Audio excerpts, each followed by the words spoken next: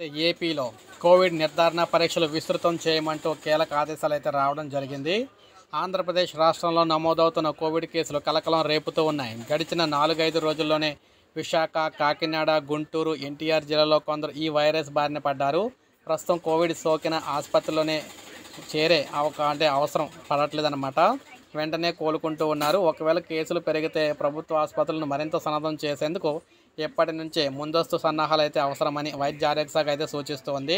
రాష్ట్రంలో virology labs Vijayawada, Guntur, Visakha, Kakinada, Anantapuram, Kadapa, Kurnool బోధన ఆసుపత్రులు అయితే తిరుపతి, స్విమ్స్, మంగళగిరి, ఎయిమ్స్లో కూడా ఉన్నాయి. ఇక్కడ జరిగే నిర్ధారణ పరీక్షల ఫలితాలే తదుపరి చర్యలు అయితే తీసుకోవడంలో మెరుగుపడతాయన్నమాట. దీంతో పాటు ర్యాండమ్ విధానంలో కూడా పరీక్షలు జరపడం ద్వారా కరోనా వ్యాప్తి ఏ స్థాయిలో ఉందో కూడా తెలుసుకోవచ్చు.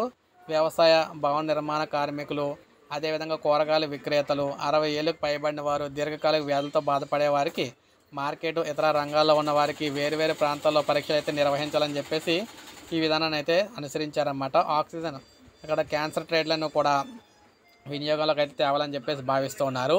కోవిడ్ తీవ్రంగా ఉన్న సమయంలో కేంద్ర ప్రభుత్వ సేవా సంస్థలు, కార్పొరేట్ సంస్థలు కూడా రాష్ట్రానికి పెద్ద ఎత్తున వెంటిలేటర్లు, ఆక్సిజన్ కాన్సన్ట్రేటర్లు కూడా మనకి సిలిండర్లు అయితే పంపాయన్నమాట. ఇవన్నీ కలిపి 20,000 వరకు ఉన్నాయి. వీటిలో ఎన్ని పని చేస్తున్నాయన్న దానిపై స్పష్టత అయితే లేదు. సో ఇవన్నీ కూడా సిద్ధం చేస్తూ ఉన్నారు. సిద్ధంగా ఉన్నామని చెప్పేసి వైద్య ఆరోగ్య శాఖ అయితే తెలియజేయడం అయితే జరిగింది. ప్రస్తుతం కరోనా ప్రభావం ఆందోళన కలిగించే రీతిలో లేదు. అయినప్పటికీ కూడా పీపీఈ కిట్లు, మాస్కులు, శానిటైజర్లు తగినన్ని కూడా ఉన్నాయి.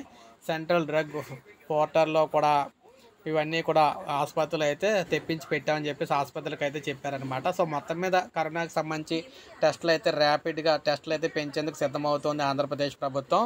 సో ఇది అప్డేట్. ఒక లైక్ చేయండి, సబ్స్క్రైబ్ చేసుకోండి, మన ఛానల్ సబ్స్క్రైబ్ చేసుకోండి.